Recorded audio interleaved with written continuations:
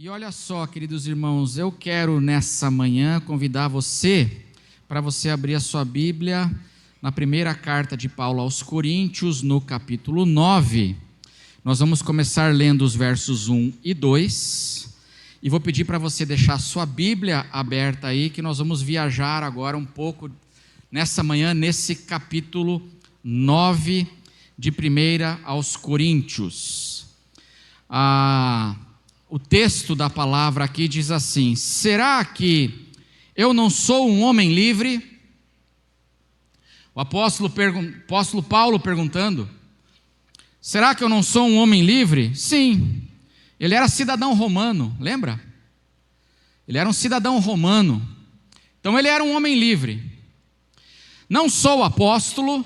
E a resposta é sim, claro. Não vi Jesus nosso Senhor? Sim, revelações grandes do Senhor. Por acaso vocês, igreja de Corinto, não são fruto do meu trabalho no Senhor? Também sim, tudo a resposta é sim aqui, para essas perguntas que ele faz. Se não sou apóstolo para outros, certamente eu sou para vocês, porque vocês são o selo, a demonstração do meu apostolado no Senhor. Amém, irmãos? Deixa a sua Bíblia aberta aí. Olha só, na semana passada, nós começamos a refletir aqui nos nossos cultos sobre os limites da nossa liberdade em Cristo Jesus. Quais são os limites da nossa liberdade em Cristo? E começamos a fazer isso, então, refletindo um pouco nesses 3 capítulos de 1 aos Coríntios. 1 aos Coríntios capítulo 8, capítulo 9 e capítulo 10. Nesses 3 capítulos, Paulo fala sobre o problema ou a questão do uso da nossa liberdade em Cristo Jesus. Porque dentro da igreja existem diferenças de opinião sobre as coisas que uns entendem que são erradas e outros entendem que não, isso não é errado, não é nada, é certo. Diferenças de opinião sobre o que uns entendem que pode ser uma coisa pecaminosa e outros entendem que não é pecaminoso. Sobre aquilo que é permitido, é lícito, e sobre aquilo que não é permitido ou não é bom um crente fazer. São diferenças de opiniões dentro da igreja, ou seja, diferenças de opinião sobre o uso da nossa liberdade, os limites da nossa liberdade, o que somos livres para fazer e o que nós não somos livres para fazer como cristãos. E aí nós demos muitos exemplos na semana passada, vários exemplos práticos, temas, né? Como por exemplo, jogar bola domingo. Jogar bola domingo é pecado ou não é pecado? Aí vai ter cristãos que vão dizer assim, é pecado, porque domingo é dia do Senhor, então é pecado. Aí outros, como diz Paulo em Romanos 14, uns fazem distinção entre dia e dia. Tem dias que são mais sagrados, é para o Senhor, é domingo. Para outros os dias são todos iguais. E aí ele vai dizer assim, não é pecado não, é pecado na hora do culto só. Mas se não for na hora do culto, aí um outro vai dizer assim, não, mas eu acho que nem na hora do culto, não. Se me convidarem para jogar uma bolinha, né, e não estiver chovendo, a gente vai, né? Então, diferenças de opinião e sobre os limites da nossa liberdade. E nós começamos a ver então como é que o apóstolo Paulo trabalha essa questão aqui nesses capítulos de 1 aos Coríntios. E ele vai pegar um tema específico. Não vou fazer sabatina, né? É dominguina, né? Sabatina é sábado, dominguina, né, irmãos? Para ver quem lembra. Mas qual é o tema específico que o apóstolo Paulo vai pegar para então trazer princípios sobre o uso da nossa liberdade? É a comida sacrificada aos ídolos. Era um problema na igreja de Corinto naquele momento, porque tinha cristãos que tinham muito conhecimento, eles se achavam fortes, eles se achavam maduros, e eles diziam assim, não tem problema um crente ir lá no templo de Afrodite e comer comida sacrificada aos ídolos. Não tem problema, pode ir, está tudo de boa. E tinha outros crentes, outros cristãos na igreja que falavam assim, não, isso é um problema sério, o crente não pode ir lá comer comida sacrificada aos ídolos. E aí, a igreja de Corinto estava com esse conflito, e o apóstolo Paulo vai pegar então esse tema para trabalhar com a igreja, e a partir desse tema então, ele vai estabelecer alguns princípios que são gerais, para mim e para você então, usarmos a nossa liberdade de uma maneira saudável e que abençoa. Ele vai estabelecer princípios, e tudo isso nós falamos na semana passada. O apóstolo Paulo está falando aqui, especificamente com o pessoal que acha que não tem problema. Não tem problema em show que é de música não cristã, não tem problema comer carne sacrificada ao ídolo lá no templo do ídolo, não tem problema torcer para o Corinthians, não tem problema, está tudo certo. Né? Então é um problema torcer para o Palmeiras, mas para o Corinthians não tem. Opinião, né, irmãos? Diferença de opinião. Mas o pessoal que acha que não tem problema. E ele vai então estabelecer 3 princípios. Na semana passada nós vimos 2, hoje nós vamos ver o terceiro. O primeiro princípio foi o princípio do amor fraternal. 1 Coríntios 8:9, está aí o princípio, eu vou pedir para colocar na tela. É o primeiro princípio, 1 Coríntios 8:9. Vamos ler juntos? Vamos ler juntos? Mas tenham...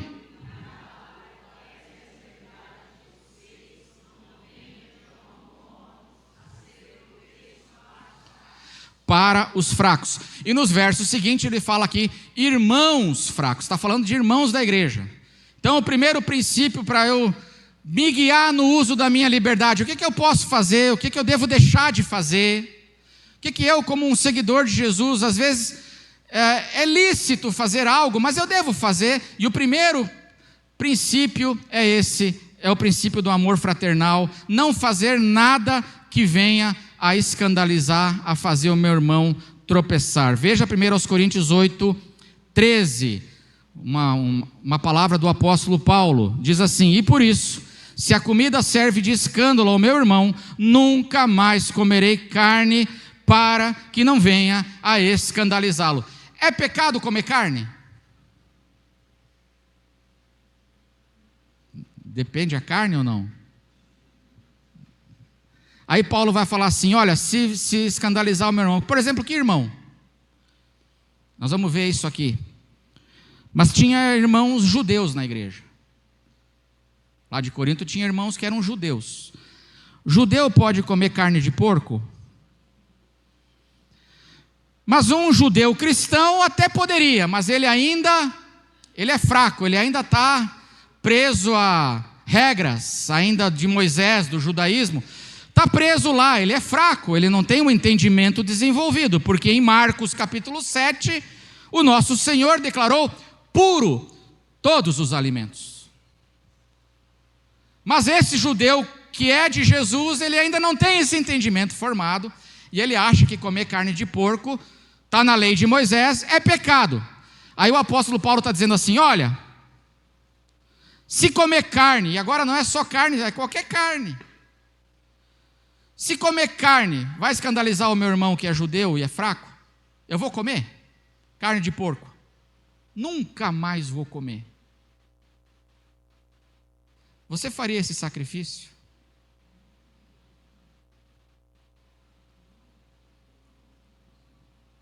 Por Jesus e pela pessoa que está sentada aí do teu lado? Porque esse sacrifício é para Jesus. E esse sacrifício é pelo irmão. O amor fraternal. Segundo princípio, o princípio da prudência ou da humildade. E esse princípio, Paulo vai falar muito dele nesses 3 capítulos, mas o resumo está no capítulo 10, verso 12. Vamos abrir lá? 10, 12, segundo princípio. Vamos ler juntos? Por isso...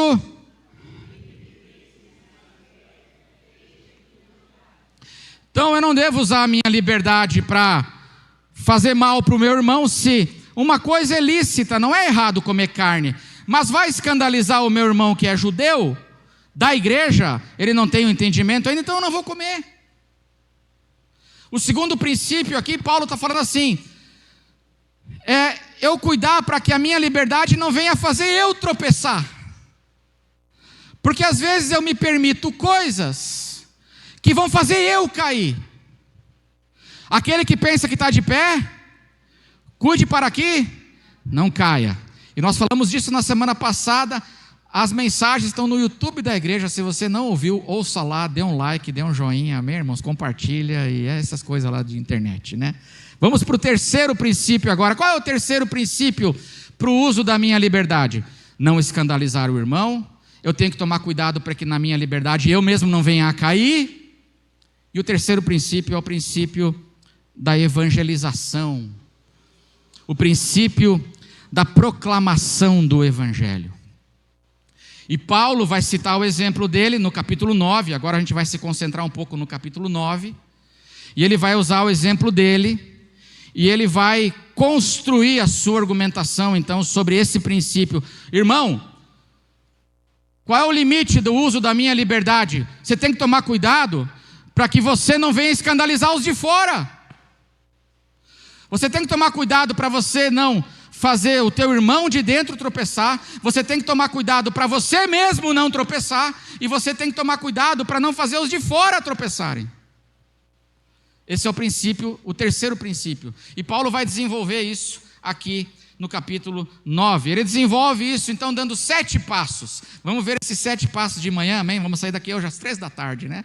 Mas como a gente abriu mão da carne, ninguém vai mais, né? Você abriu mão da carne, amém, irmão? Você não precisa comer carne hoje, então vamos lá, né? 1 Coríntios 9, 7 passos, onde ele desenvolve esse princípio, o uso da minha liberdade em relação, então, para não escandalizar os de fora, a evangelização. Nos versos 1 e 2 que nós lemos, o que Paulo está dizendo? Paulo está dizendo assim nos versos 1 e 2, será que eu não sou um homem livre? Paulo está dizendo assim, eu sou um homem livre, eu sou um homem livre em Roma, porque eu sou um cidadão romano, e eu sou um homem livre em Cristo Jesus, porque eu sou um apóstolo e eu vi Cristo Jesus. Eu sou um homem livre e tenho autoridade dentro do corpo de Cristo. Eu sou um homem livre e não, será que eu não sou apóstolo? Sim. E você não viu Jesus? Sim. Um homem livre e com autoridade dentro do corpo de Cristo. Aí ele vai dizer para o segundo passo. E o segundo passo é o seguinte: o fato de eu ser um homem livre em Roma e em Cristo, e ser um apóstolo com autoridade, isso me dá muitos direitos. Me dá muitos direitos. Eu tenho direito, eu tenho permissões, porque eu sou livre, e porque eu sou um cristão, e porque eu sou um apóstolo, eu tenho muitos direitos. Eu tenho o direito de fazer várias coisas. E aí ele cita só 3 coisas que ele poderia fazer nos versos 3 a 6. Vamos ler? 1 Coríntios 9, preste atenção. Vou perguntar depois quais são as 3 coisas aí, ó. Quem acertar, ganha um pedaço de carne. Amém, irmãos? Então vamos lá. 9, 3 a 6. Vamos lá. Quais são as 3 coisas que ele tem direito? A minha defesa diante dos que me questionam é essa: será que nós não temos o direito de comer e beber? Será que não temos o direito de levar conosco uma mulher crente como esposa, como fazem os demais apóstolos, os irmãos do Senhor e Cefas?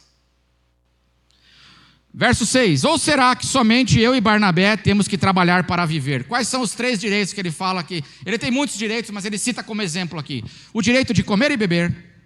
Lembra da carne de porco?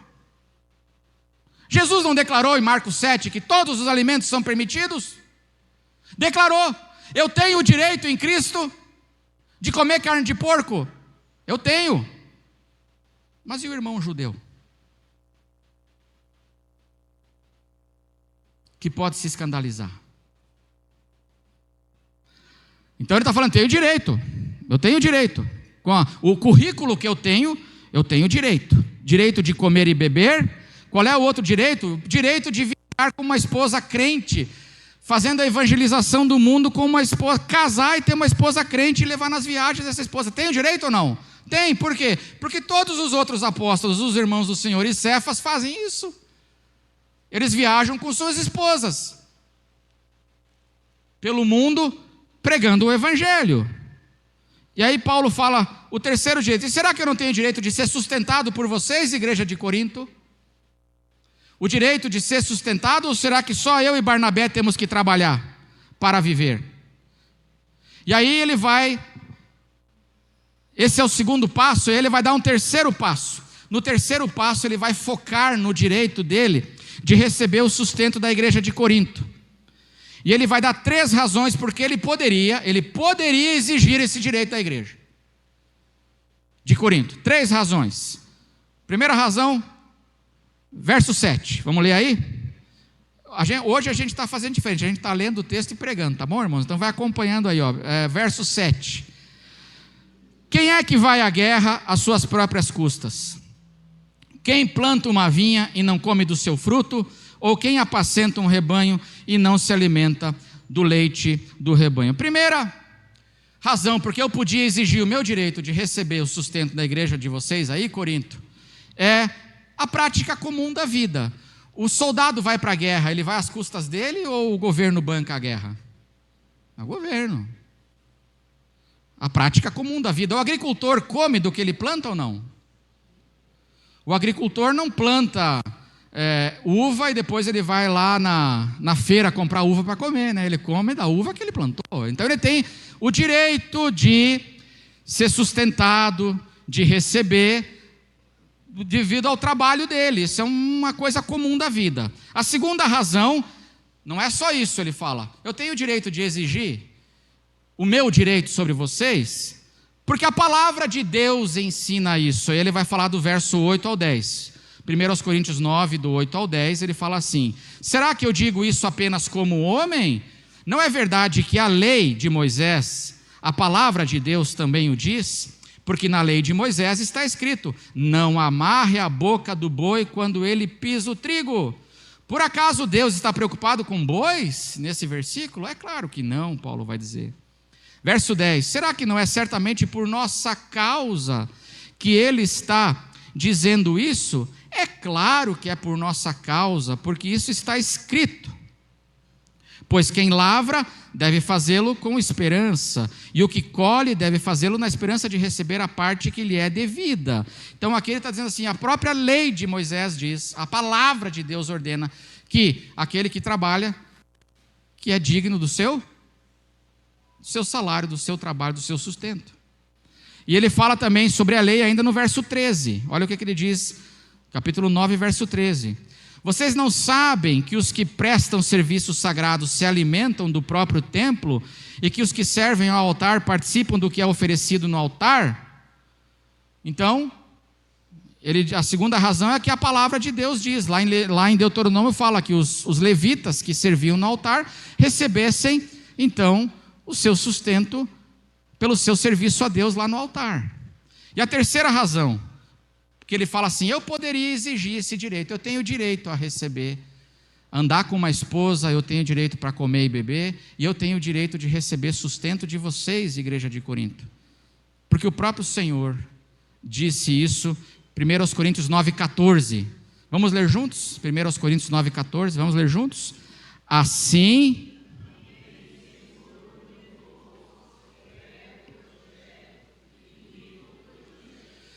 amém, irmãos? Paulo está dando o exemplo dele.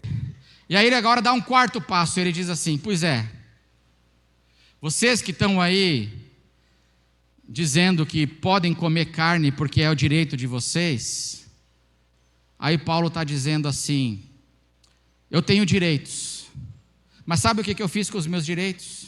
Eu abri mão deles. Eu abri mão dos meus direitos. Por quê? E aí ele vai falar o quarto passo nos versos 11 e 12 agora. Ele vai dizer que abriu mão do direito e por que ele abriu mão desse direito. Vamos ler aí 9, 11 e 12. Se nós semeamos entre vocês as coisas espirituais, será muito recolhermos de vocês bens materiais? Se outros participam desse direito sobre vocês, não o temos nós em maior medida? Vamos ler juntos agora. Entretanto, não fizemos uso desse direito. Pelo contrário, suportamos tudo para não... Aí Paulo está dizendo aqui agora, eu abri mão dos direitos que eu tinha. Como cidadão livre de Roma, um cidadão liberto por Jesus no Evangelho, um apóstolo com autoridade. Eu abri mão dos meus direitos. Por quê? Para não colocar nenhum obstáculo para o Evangelho. O princípio da proclamação do Evangelho.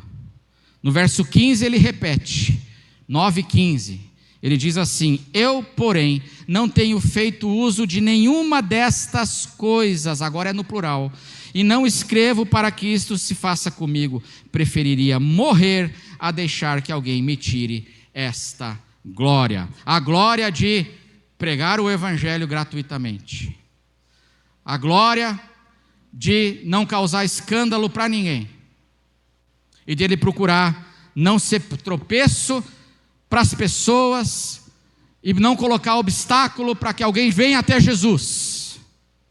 Ele fala, eu abri mão desses direitos.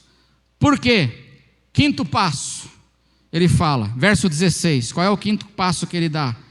Ele diz aí, se anuncio o Evangelho, não tenho de que me gloriar, pois sobre mim, o que, irmãos? Pesa essa obrigação, porque ai de mim, se não pregar o Evangelho.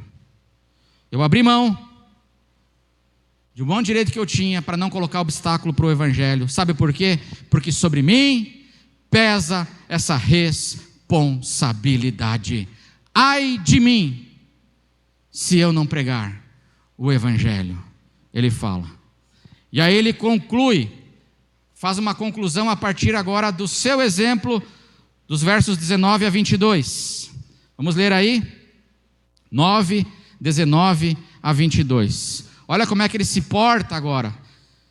Ele abre mão de direitos para não ser tropeço. Para os de fora. Não é só para os de dentro.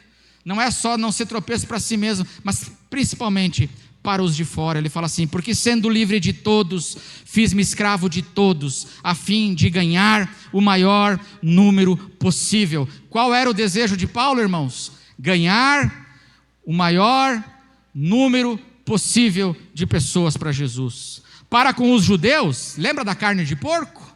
Ele vai explicar agora aqui. Para com os judeus, fiz-me como judeu, a fim de ganhar os judeus. Para os que vivem sob o regime da lei, como se eu mesmo assim vivesse, para ganhar os que vivem debaixo da lei. Embora eu não esteja debaixo da lei, eu sou livre, mas eu me fiz escravo, voluntariamente de todos, servo, para ganhar essas pessoas. Verso 21, ao sem lei, como se eu mesmo o fosse, não estando sem lei para com Deus, mas debaixo da lei de Cristo, para ganhar os que vivem fora do regime da lei. Ganhar o maior número possível de pessoas. E no verso 22 ele explica o que significa esse verbo ganhar. Ele fala assim, fiz-me fraco para com os fracos, a fim de ganhar os fracos. Fiz-me tudo para com todos, a fim de por todos os modos salvar alguns. O que significa ganhar? Salvar. Paulo está falando aqui sobre o destino eterno de pessoas, e que pesa sobre ele o destino eterno dessas pessoas, e ele então procura de todos os modos, o foco dele é não pôr nenhum tropeço, para que as pessoas sejam aproximadas de Jesus, não pôr obstáculos à pregação, não pôr obstáculos à proclamação. E aí ele fala assim, para isso tem um monte de coisa que é direito meu, mas que eu abro mão, para não escandalizar as pessoas. Por exemplo, o direito de receber dinheiro. Mas as pessoas, isso poderia ser um obstáculo. Então eu abro mão de receber dinheiro, para não escandalizar e as pessoas ouvirem o Evangelho. O direito de comer carne. de beber, mas eu abro mão. O direito de levar uma esposa, mas por causa da urgência e da mobilidade, ele abriu mão de casar. Casar é pecado? Claro que não, né? É direito? É bênção? Ele abriu mão. Para não pôr obstáculo, porque ele teria mais mobilidade. Ele é um homem que está sendo o tempo inteiro perseguido, preso, açoitado. Imagina com uma esposa junto. Não daria para ter toda essa liberdade que ele tem. E ele abre mão. É o que ele está dizendo aqui. Tudo isso para salvar alguns, porque nós estamos falando, irmãos, do destino eterno de pessoas. O destino eterno delas depende delas terem um encontro com o Evangelho. Isso é sério. Mas a gente perdeu isso, né? Nós não temos mais esse peso sobre nós. Se perca, se quiser se perder, não é problema meu. Ema. Cada um com seus problemas. E Paulo está dizendo aqui, não é assim, irmãos. E aí, 7º passo, ele conclui essa argumentação, aplicando ela para mim e para você. Sabe por que é importante isso? Porque às vezes a gente pensa assim, isso aí é um peso do apóstolo Paulo, é uma responsabilidade do apóstolo Paulo, não é minha. É ele que tinha que se virar com Deus, Deus chamou ele. E aí Paulo vai falar assim, nananina não, igreja.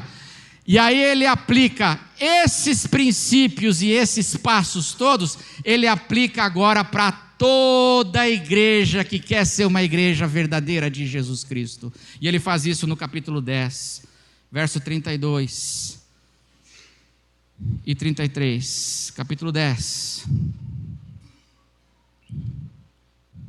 Verso 31, aliás. Em diante, capítulo 10...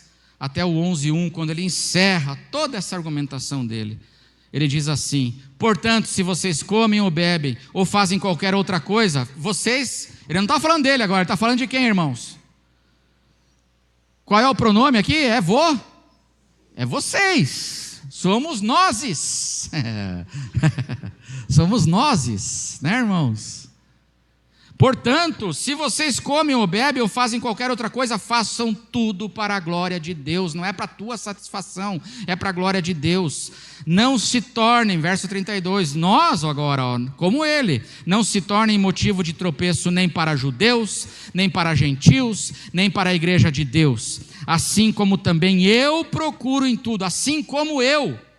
Tudo o que eu falei como eu, vocês também têm que fazer. Assim como também eu procuro em tudo ser agradável a todos, não buscando o meu próprio interesse, eu abro mão das minhas liberdades, mas para buscar o interesse de muitos, para que eles sejam salvos. Vamos ler juntos agora o 11:1, vamos ler juntos. Sejam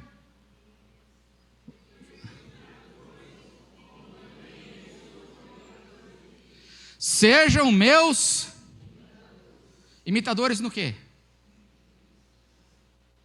Como eu também sou de Cristo. Se eu imito Paulo, eu imito a Cristo, amém? Mas imitar no quê? Em não ser escândalo para judeus, não ser escândalo para os de fora, não ser escândalo para os de dentro, para os irmãos. Não colocar o meu desejo, as minhas vontades, os meus direitos em primeiro lugar. Não buscar o meu próprio interesse em primeiro lugar, mas os de muitos, os de outros, para que eles sejam salvos. Sejam meus imitadores. 3 limites para a nossa liberdade. Porque existem opiniões diferentes sobre muitas coisas dentro da igreja. Os meus direitos, as minhas liberdades. Primeiro limite é não fazer o meu irmão tropeçar com a minha liberdade. Então eu vou cuidar. O segundo limite é eu mesmo não vir a tropeçar com a minha liberdade. Vou vigiar a mim mesmo. Vou ser humilde. O terceiro limite, não colocar barreiras para que os de fora sejam aproximados de Jesus. Esse princípio da proclamação do Evangelho. Eu quero encerrar. Eu quero aplicar num exemplo que eu acho hoje um dos mais polêmicos exemplos dentro da igreja brasileira hoje. Discutir por causa de política e políticos.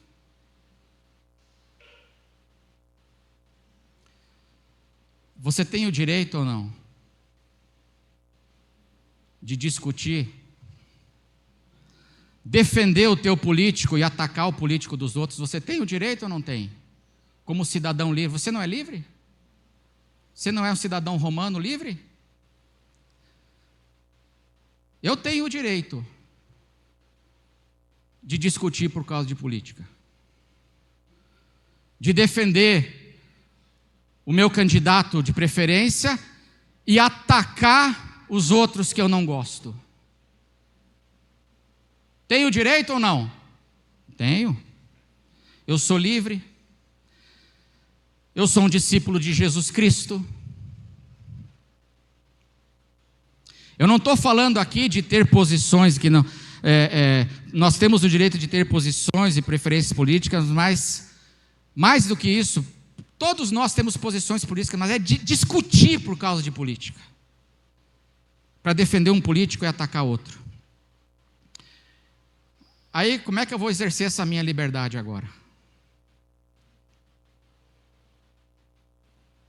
Depois de tudo que nós ouvimos, como é que você vai exercer sua liberdade? De discutir. Será que a tua liberdade, a discussão política que você faz, está prejudicando a vida de irmãos ou não? Irmão, você já viu nos últimos anos os crentes discutindo política e irmãos em Cristo se magoando e não falando mais uns com os outros? Você não viu isso ou não? A gente viu isso, as barbaridades. A gente viu igreja rachando por causa disso.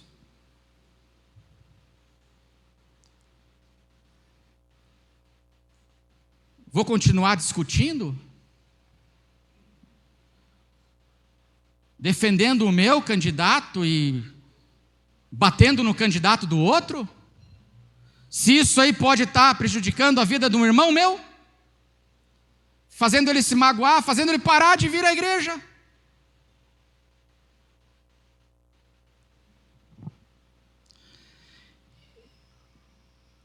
E o segundo princípio, que é eu cuidar para eu não cair.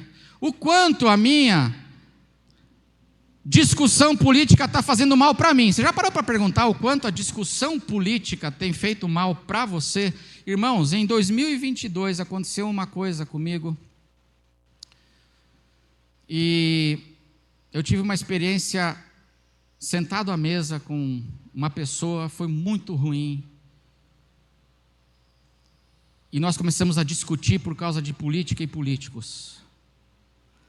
E em 2022 eu tomei uma decisão que eu não ia mais falar sobre esse assunto. Eu não vou mais comer carne. Eu não como mais carne se isso está fazendo meus irmãos tropeçarem.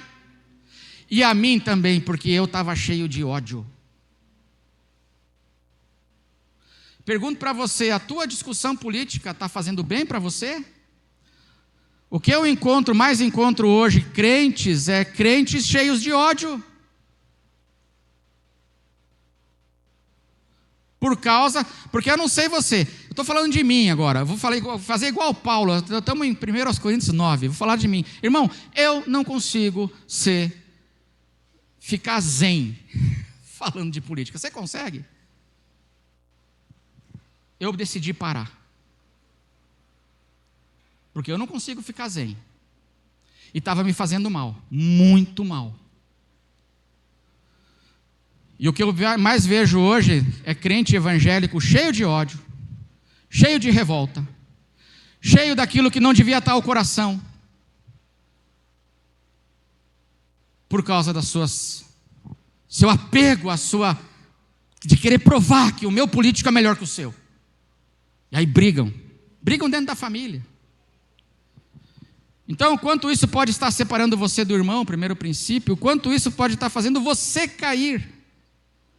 Em terceiro lugar, o quanto as discussões políticas estão colocando obstáculo para o evangelho, para você pregar o evangelho.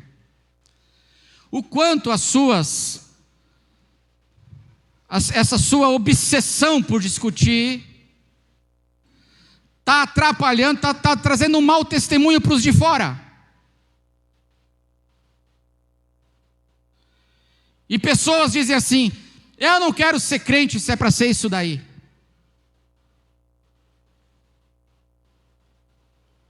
E aí eu estou colocando obstáculos para pessoas.